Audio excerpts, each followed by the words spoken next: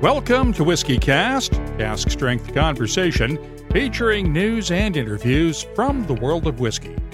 I'm Mark Gillespie. This is episode number 731 for October 11th, 2018. Coming up in just a few minutes. When it comes to ice cream, we don't want to throw away, what about the char? So we take the char from these distilleries and we just, we light it on fire and throw it in an ice cream base.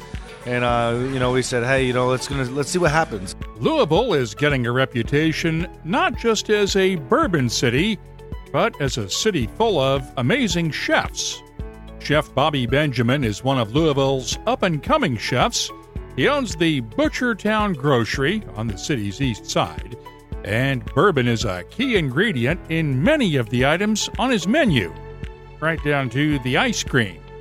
We'll talk with Chef Bobby Benjamin later on WhiskyCast In-Depth. That's coming up along with the calendar of events, your voice, the What I'm Tasting This Week department, and more, all on this edition of WhiskyCast. This is whiskey, Johnny Walker's Scotch whiskey, from this place and these people, Scotch makers, creating the bold and complex flavour of Johnny Walker Black Label. Step right up. WhiskyCast, brought to you by Redbreast, the definitive single pot still Irish whiskey. Those in the know Redbreast. Let's get started with the news. It's brought to you by Highland Park. Diageo's plans to restore and reopen the Brora Distillery have been approved by Scotland's Highland Council almost a year to the day after Diageo announced that it wanted to invest $46 million to revive Brora and Isla's Port Ellen Distillery. The plans call for Brora's 199-year-old stillhouse to be dismantled brick by brick and rebuilt. The goal is to keep the distillery's original character while making it structurally sound for the future. The original plan was to bring both distilleries online in 2020, but Port Ellen's planning application has yet to be approved by the Argyll and Bute Council. Last time around, we reported on Ireland's tough new public health legislation that will put new limits on alcohol sales. The bill received final approval this week in the Seanad, the upper house of Ireland's parliament, and now only needs the Irish president's signature to become law. The most controversial part of the bill mandates new health warning labels on all alcoholic beverage containers, along with minimum unit pricing and restrictions on retail displays and advertising. William Lavelle of the Irish Whiskey Association told us in an email this week that his members are disappointed that the government would not accept any of the changes they sought in the legislation. Minimum unit pricing could take effect as soon as the cabinet signs off on a final plan, and Health Minister Simon Harris is backing away from the original goal of implementing the same policy simultaneously in Ireland and Northern Ireland. The Irish Times reports Harris has decided that the government in Dublin cannot wait for Northern Ireland's executive and assembly to work out the differences that led to their suspension nearly 2 years ago. The new restrictions will take effect gradually over the next 3 years. Let's also update the plans for this weekend's auction at Sotheby's in New York City, where a bottle of the 60-year-old 1926 Macallan could break the world record set last Wednesday in Edinburgh by another bottle of the 60-year-old 1926 Macallan. In that case, the bottle was one of 12 with labels by Italian artist Valerio Adami. Sotheby's will auction one of the 12 with a label by British artist Sir Peter Blake. That bottle was scheduled to go on the block Friday during the Sotheby's auction, but Sotheby's has now changed the schedule. It'll be sold shortly before noon New York time on Saturday. The Adami bottle sold at Bonhams last Wednesday brought a high bid including all premiums of $1,107,663. We'll have details on the auction on the next episode of WhiskyCast. Meanwhile, Jim Murray took a swing at the auction market in the opening comments of his 2019 Whiskey Bible which was released this week. He blamed professional collectors and speculators for driving enthusiasts away, and, quoting now, "Some whiskeys have gone the same way as stamps or paintings, something to be kept privately or on public display to impress. Surely this is not what whiskey should be about. I beg you, try the whiskey for what it was intended, drinking." Well, for once, Jim and I agree on something. By the way, Murray picked last year's release of the William LaRue Weller Bourbon from the Buffalo Trace Antique Collection as his World Whiskey of the Year. It's the second year in a row that Murray has picked a whiskey from Buffalo Trace for the honor. One other auction note. We reported last month that the Balvenie and Christie's were offering a complete set of the DCS Compendium Chapter 4 whiskeys, along with a customized Morgan Roadster and a trip to Scotland to visit the distillery in this month's Christie's online wine and spirits auction. That auction ended Tuesday. The bidding did not meet the pre-auction reserve. On the other hand, if you're looking for a deal on a slightly used Morgan Roadster, it might be worth checking around Duffton. In other news, Breaking and Entering Bourbon from St. George Spirits in California was a cult favorite from 2011 through 2014, when distillers Lance Winters and Dave Smith ran out of the Kentucky bourbons they had been blending to make Breaking and Entering. Now, St. George has revived the brand, but this time around, Dave Smith says it's an American whiskey instead of a bourbon. You fast forward here a couple of years later, and to be quite honest, those same barrels that we wanted are still not really available. But we sort of started toying around with a new concept. And rather than just pigeonholing ourselves to only bourbon, effectively as a category, and only the state of Kentucky, I've got some Kentucky bourbon in here, but it's one piece to a larger, more balanced ideal. And it's utilizing Tennessee bourbon, it's utilizing Tennessee rye whiskey, and then I've got 4 different mash bills of malt whiskey from St. George as a prevalent part of this blend. And it was the idea, B&E bourbon has always been inspired by the idea of hopefully likening ourselves to being a painter. And while we're really proud of our St. George single malt whiskey program that goes back 22 years since Lance started here at St. George, we pride ourselves in making our own paints. And B&E was kind of this idea of, I wonder what we can paint if we buy paints from other painters. We know are talented out there. And so we sort of took that on as a new concept with the original B&E. And this is something I'm really, B&E American whiskey that we're just releasing now is something I'm really proud of, because it sort of shows an evolution of the entire concept of trying to get out of a simple category. With the new recipe, Smith expects to make sure Breaking and Entering does not disappear from the market again. It'll be available in all of the states St. George whiskeys are sold in now, along with a handful of export markets. Meanwhile, Ian MacLeod Distillers is releasing a new 12-year-old version of its Tamdhu single malt scotch. It'll replace the current 10-year-old version globally over the next year. Uncle Nearest Whiskey is launching its first single-barrel bottling, not in Tennessee, but in London. It's a partnership with the British Bourbon Society and will carry the name Nathan Green 1870 instead of the Uncle Nearest 1856 brand. That's to honor Nathan Nearest Green's legal name and the earliest days that he shows up in historical records. If you can find it, it'll sell for around £70 or about $93 a bottle. And Ireland's Teeling Whiskey Company has released a new 30-year-old Irish single malt. It was distilled in 1989 and matured for 25 years in ex-bourbon casks, then finished for 5 years in white Burgundy French oak wine barrels.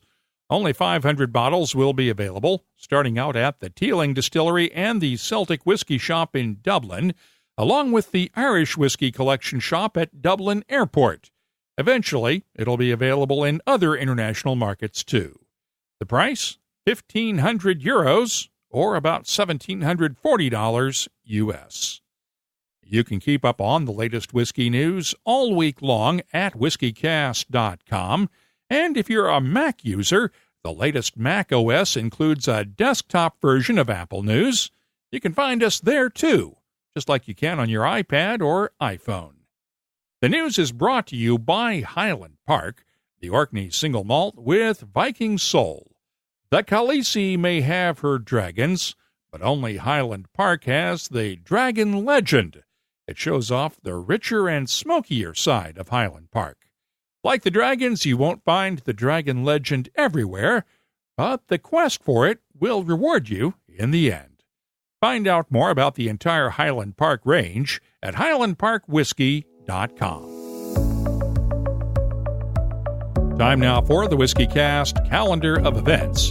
The Scotch Malt Whisky Society's U.S. chapter has a series of 35th anniversary tastings this coming week. It starts on the 15th in New York City, continues on the 17th in Chicago, and wraps up on the 19th in Los Angeles. I'll be in Columbia, South Carolina next Thursday night for the Great American Whiskey Fair. Hope to see some of you there that night. Whiskey Live Beirut runs from the 18th through the 20th, and the Black Bourbon Society expands into Scotch whiskey with 2 Glenfiddich tastings. The first one is in Philadelphia on the 18th, and the second is in Washington, D.C. on the 21st. Elixir in San Francisco celebrates Whiskey Week with special tastings featuring Northern California distillers each night from the 22nd through the 26th. Heaven Hill's Bernie Lubbers heads up to New England for a tasting at Julio's Liquors in Westboro, Massachusetts on the 24th. And the Dornoch Whiskey Festival is October 26th through the 29th in Dornoch, Scotland. Right now, we have 186 different events on the searchable calendar at WhiskyCast.com. Just use the search button to find an event near you or wherever you may be traveling soon. Redbreast fans have always cherished our whiskey's sherry notes, so we set out to embellish that character. Introducing the Redbreast Listowel edition, a quintessential single pot still Irish whiskey finished in first fill Oloroso sherry casks from Spain's prestigious Bodegas Listowel. Carrying Redbreast's trademark pot still spices and dark dried fruit notes, the Listowel edition is graced with an enduring sherry finish that would be better described as a final act.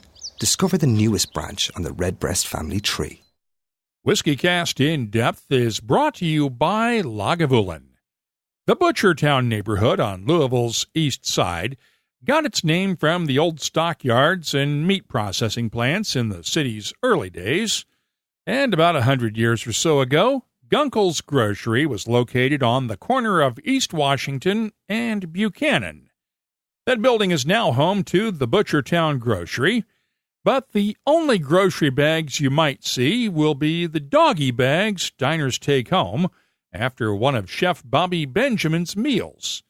In a city that's full of great cooking, Bobby Benjamin's cooking stands out. Whiskey is one of the key ingredients in many of his dishes, but the bar stands out too. It's full of private barrel picks from many of Kentucky's best distilleries. Last month, when the second day of Bourbon and Beyond was rained out, I was Chef Bobby's guest for Sunday brunch. And after seeing just how he and his team pair whiskeys with their food, we started off talking about how they pick barrel selections for the Butchertown Grocery. His latest pick is a Whistle Pig single-barrel rye that was filled 13 years ago on his birthday. It's a different art to pick a barrel for a restaurant than it is for a liquor store, isn't it?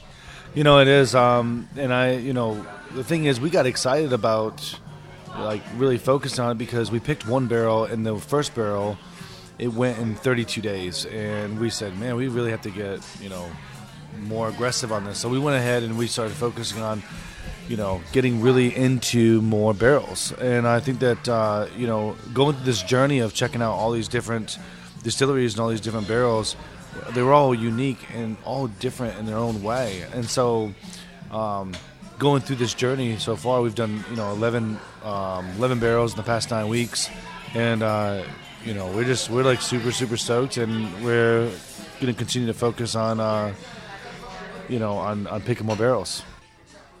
And when you sell a barrel, you're selling it by the drink for the most part. You're not selling bottles like a retailer would do, where they can unload a barrel pretty easily. You're selling it a drink at a time. Oh, absolutely. But we're having a good time.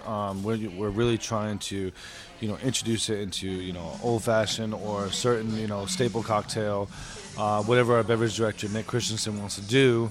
It's pretty much whatever's game, but it's also respect towards, what the bourbon is. What was that first barrel you bought? The first barrel, it was crazy. We did a Russell's, and the Russell's went in 32 days, and we kind of all looked at each other, and we were a little dumbfounded, and we were like, how's this happen? In 32 days, how's this barrel leave that quickly? So we knew we needed to be a little bit more aggressive and pick more barrels. What do you look for when you're picking a barrel for the restaurant? Are you looking for something that goes good in a cocktail? Are you looking for something that you can cook with, or both? Well, I'll tell you what, it's usually both, but it also depends. One thing that my beverage director and I, we're kind of like this yin and yang relationship. So there's times where I may look at something and say, I'm not really super interested in this, and then she'll be like, but it will work because it's it could be a different time of year, or it could be, hey, we're picking several barrels. So if we're picking 9, 10, 11 barrels, they all got to taste different, but also respect towards what that bourbon is. So we don't want every single one of them having the notes of butterscotch, vanilla, cardamom or coriander or whatever. We want to make sure that they're all different. And so we try to respect each distillery and each bourbon that we pick and really think about the time of year too. Now, there's a saying in cooking that if you're cooking with a pig, you use the whole pig and everything from the skin all the way down. And that's what you do with your barrels too, sort of, right? Oh, yes, absolutely. I mean, I think that, when we talk about, what are we going to do with this barrel? We're going to smoke with it. Also, what can we do with the barrel as far as aging in it? So, like right now we'll age hot sauce, mustard, fish sauce, malt vinegar, white balsamic, dark balsamic vinegars, and age that in a barrel. But we've also smoked our pork belly, and besides smoking our pork belly, we're into, what is next? Are we gonna, besides aging and smoking with it, what else are we gonna do? Another idea that we thought about the other day was, how do we cure, or how do we season in a barrel? And so, one of my buddies, he's actually aging some coffee beans in a Pappy barrel right now, which is really, really cool. But at the same time, we're thinking about doing a salt, where you can put salt in a barrel for a year and see what happens. Because there's all sorts of things you can do that were done back in the old days and everybody forgot about, right? 100%. I think that everything that we're doing right now is just respect towards the culture. We try to stay very, very authentic, and we're focusing on, really trying to bring back a lot of things that people did in the past, tipping our hat off and making sure that, we're focusing on trying to educate people on what, basically on what our ancestors gave us some great tools, to do what we're doing today. It's a well-known fact. Anybody that's listens to the show knows how I feel about ice cream. I love it. I could eat ice cream every day. And sometimes I look like I have been eating ice cream every day. But you guys have done something even with your ice cream with bourbon barrels, right? Yeah, I mean, we're a big believer that we don't throw anything away. I mean, in this restaurant, it's all about, peels, seeds, and roots is pretty much what we throw away. The only time we don't throw away seeds is if you find them in a salsa, But, for us, we want to go ahead and respect everything. So, when it comes to ice cream, we don't want to throw away, what about the char? So we take the char from these distilleries and we just, we light it on fire and throw it in an ice cream base. And, we said, hey, let's see what happens. And so the exciting thing is that what turned out to be something that was kind of like let's see what happens turned out to be something that we can be extremely excited about every single day, because we love to see the facial expressions of people that, that taste this ice cream where the char, we just light on fire, we throw it in an ice cream base. Next day we'll strain it, spin it, and then we'll let you taste it. And when you taste it, you do taste the barrel. When we were talking over lunch, you told me that you weren't as interested in bourbon pairings when you started out. You've changed on that, haven't you? Yeah, I mean, I spent a lot of time, focusing on wine and, going from wine to sitting here going, well, I don't know if bourbon will pair with anything. I basically I proved myself wrong, and so that's been an interesting thing that we've been able to really discover some beauty of bourbon that I didn't even expect, and so it's nice to be able to pair bourbon with if you're pairing with a salad or with tuna, with a ribeye, with chocolate, banana bread pudding like that we do on our menu here. We have a pretty much a different bourbon pairing for whatever you want to eat throughout the day. Give me an example. Let's talk about that bread pudding, which was amazing when I tried it. But how'd you come up with the whiskey to go with that? The bread pudding started out with respect of what was bread pudding 100 years ago. So we wanted to go ahead and say, let's go ahead and go with 100% custard to 50% bread, and then say, okay, well, now that we know what type of trying to figure out what bread pudding that we want to do, then we said, okay, well, what's going to really have the nuance? What's going to really respect this bread pudding? But how is this bread pudding also going to respect the bourbon? And so when we started tasting through all these different bourbons, I think the thing that was super, super pumped up about was the Noah's Mill, because the Noah's Mill had all these different nuances of banana. I had the banana leaf, the ripe banana, but also this like green banana note too. So it was able to, they were basically both able to celebrate each other. When you have a restaurant in Louisville, Kentucky, in the heart of bourbon country, there's a lot of pressure on you to do this right, isn't there? There is, but you know what? At the same time, I'm spoiled. I think that I'm a chef that I'm spoiled rotten in a way because, and the reason why I say you're spoiled rotten is because you can be spoiled and that's one thing, but spoiled rotten is making sure that you will never go without. And in Kentucky, we're never going to go without bourbon. And so we're I'm kind of spoiled in a way because I get to taste everything.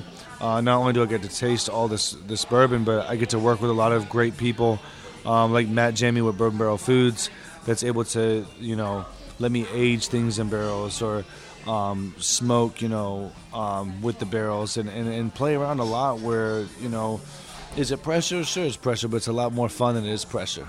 And that's a relationship you developed over time that may lead to other things down the road, right? Yeah, absolutely. I mean, Matt and Jamie and I think that we met like 6 years ago, and it was more of a very simple like hi and bye. Hey, how's everything going? I respect him, he respects me, and over the years, it's gotten a little bit deeper than that because I think that we respect each other to the point where we think about each other a lot and what we're doing, and we want to go ahead and talk about like what we are doing. And I think that he's been able to give me the ability to focus on bourbon in a different way. Mayor Fisher here in Louisville has promoted this concept for the last 5 years of bourbonism, and I see you smiling, but when I talked with him the other day before Bourbon and Beyond, he's talking about they've accomplished all the goals they set out 5 years ago with the first plan, Bourbonism 1, and now they're working on Bourbonism 2.0. Give me a sense from the restaurateur's perspective and the chef's perspective, what has this meant for Louisville in terms of becoming known as a culinary community? I think that we're actually able to just celebrate the culture of Kentucky now. I think that, you look at bourbon as a whole, I don't think it's been ever been celebrated as it is today. And I think that, we should be tipping our hat off. I mean, these people are working really, really hard. They give so many jobs to so many people, and they're all doing a lot of great things for this community. So why not celebrate something special? What is the biggest misconception that people from outside have about Louisville when they come here and they come to your place or when you run into them? What's the biggest misconception they have? Misconception, huh? That's an interesting question. I think that... I ask it because I grew up about 80 miles from here in Indianapolis. Okay. And we would have rather... Well, I won't go that far, but going to Louisville would have been the last thing we would have done, except for Derby weekend when I was young and growing up in central Indiana and later in college in Bloomington. We would never have come down to Louisville for anything except Derby, just because we had this perception that, well, it's Louisville. What would you want to go down there for? Of course, we didn't know about bourbon back then, and this was in the mid-'80s before the revival of Louisville. So I'm sure that there are other perceptions about Louisville that other people have had. That's why I ask the question, is just what's the biggest misconception that others have that, because you didn't grow up here, so what was the biggest misconception you had? I'm still not sure. I think that when I first moved here, I think that the biggest thing for me is, what is bourbon? What is bourbon? I think that, I didn't even know what bourbon was until I moved here, and it took me a few years to taste it and to understand it, and to respect bourbon to what it is today. That's why we're a purist here. You will see, like I was saying, we'll smoke with bourbon, we'll age in barrels, we'll do a lot of stuff like that, but we're not going to go ahead and cook with it so much, because we still have that much respect for what bourbon is today. But you can cook with it and make some damn good stuff, can't you? Absolutely, you can. For sure. You might have guessed from listening to Chef Bobby Benjamin that he's probably not a Louisville native. He's not. He grew up in Rhode Island. There's a link to check out the Butchertown Grocery's menu in our show notes for this episode at WhiskyCast.com. And that's WhiskyCast In-Depth, brought to you by Lagavulin, the legendary Islay Single Malt. Look for the classic Lagavulin 16-year-old, the Distiller's Edition, the Throwback 8-year-old, and coming soon, this year's edition of the Cask Strength Lagavulin 12-year-old. Find out more at malts.com. The What I'm Tasting This Week department is brought to you by Heaven Hill Distillery. Let's start off with one of the Butchertown Grocery's private barrels, a Maker's Mark Private Select Cask bottled at 55.3% ABV. The nose has notes of honey, vanilla, toffee, butterscotch, and muted spices. The taste is spicy but well-balanced with clove, allspice, a hint of cinnamon, charred oak, honey, vanilla, cocoa beans, and espresso. That espresso note lasts through the finish with lingering spices and just a hint of dark chocolate. I'm scoring the Maker's Mark Private Select Butchertown Grocery Cask a 94. Now, I mentioned last time around that I visited MGP Distillery upstream from Louisville along the Ohio River in Lawrenceburg, Indiana last week. While I was there, I got to try the Rossville Union Rye whiskeys that MGP released this past summer, and bought a bottle of the barrel-proof version to bring back home. You've probably tasted MGP's 95% rye, 5% malted barley mash bill in any number of sourced rye whiskeys over the years, but this is not one of those. Instead, it's a blend of that mash bill with rye distilled from a 51% rye mash bill that also has corn in it along with the malted barley, and they use two different blends for the Rossville Union Master Crafted Rye, and this one, the Master Crafted Barrel Proof version. It's bottled at 56.3% ABV, and the nose is nice and aromatic with baking spices, toffee, dark chocolate, and a soft oakiness. The taste is astringent and a bit mouth-puckering with spicy notes of clove, allspice, and cinnamon, with some gentle sweetness and dried fruits in the background. Water brings out those dried fruits just a bit more. The finish? It's long, dry, and spicy. It's a good one. I'm scoring the Rossville Union Master Crafted Barrel Proof Rye a 94. I'll have more tasting notes in just a minute, but first, our tasting notes are brought to you by Heaven Hill Distillery, family-owned from the start, and proud to work with other family-owned companies on the Grain to Glass project. They're working with Beck's Hybrid and Peterson Farms to find unique seeds, grow them, and distill them into a special whiskey. Follow the project at heavenhilldistillery.com. Think wisely, drink wisely. During the Whiskey Show a couple of weeks ago in London, the Whiskey Exchange unveiled its The Future of Whiskey series with 3 bottlings. I received samples the other day of all 3, including a Ben Nevis 21-year-old and a Lechig 12-year-old. But I'm a sucker for old single grains, so let's look right now at the Invergordon 44-year-old. It was matured in a hogshead cask and bottled at 51.6% ABV.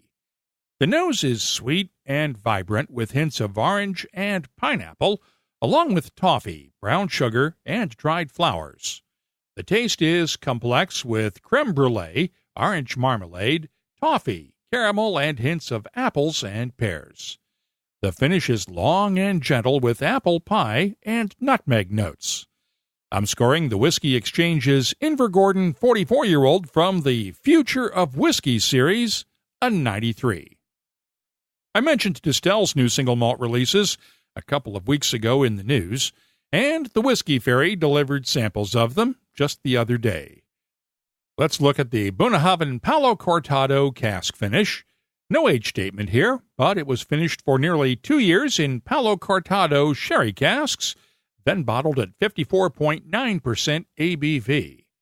The nose is dark and complex, with notes of plums, raisins, red grapes, blackberry cobbler, soft spices, and hints of oak and brown sugar. The taste is peaty and spicy with a good ashiness, along with heather, white pepper, toffee, and touches of plums and raisins in the background.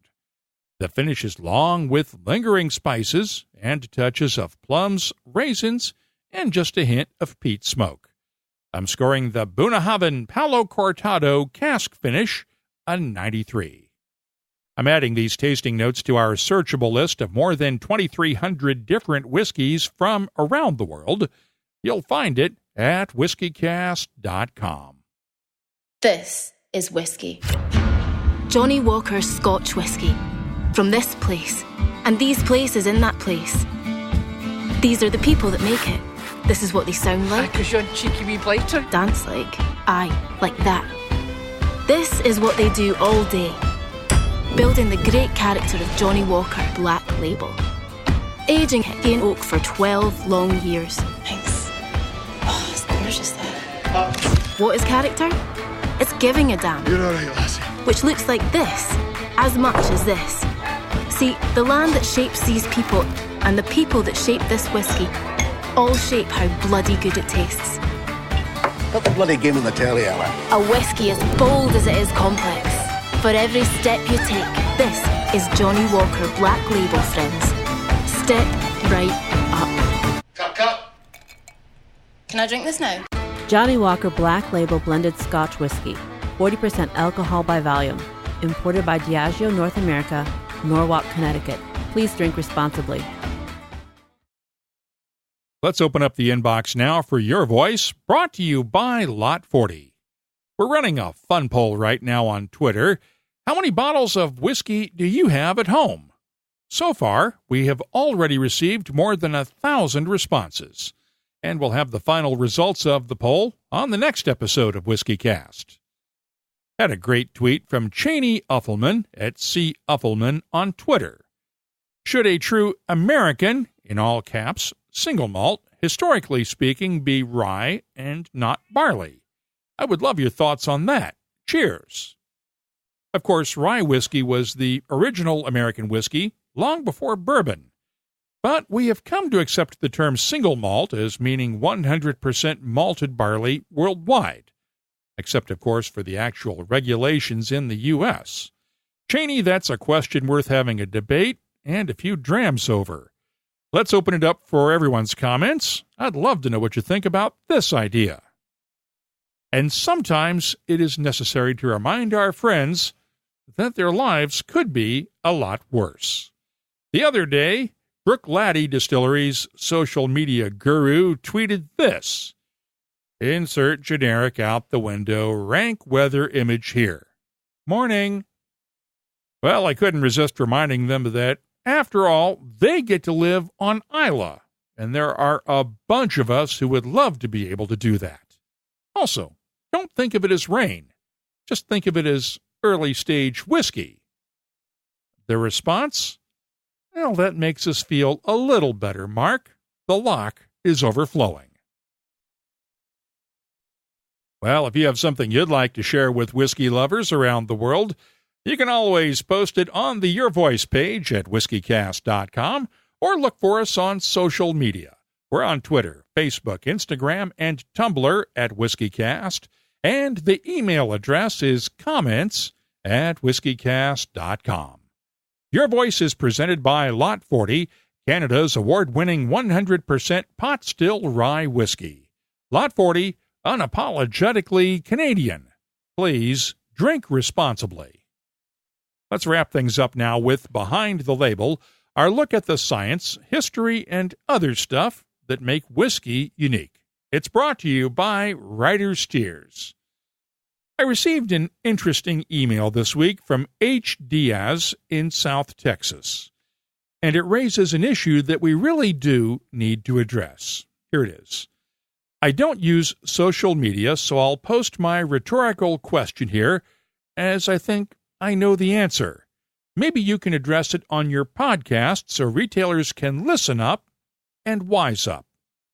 Why can't I peruse a random liquor store at length, taking everything on the shelf in, beer too, looking for collectibles like discontinued or special release bottles, especially at those independently owned stores, without being followed or asked, "Can I help you?"